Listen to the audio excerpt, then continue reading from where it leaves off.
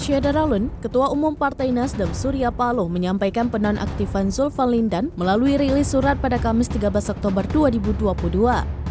Keterangan dalam surat itu yakni peringatan keras untuk Zulfan Lindan.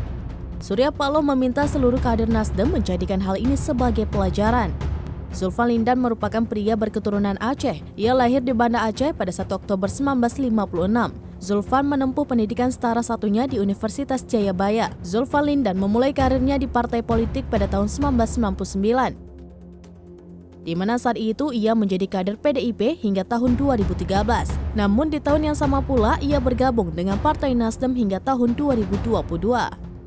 Mengutip fraksi nasdem.org, ia pernah duduk di kursi Komisi 6 DPR RI tahun 2014 hingga 2019 lalu. Ia juga pernah duduk di Komisi 9 DPR RI pada tahun 1999 hingga 2004 melalui PDIP.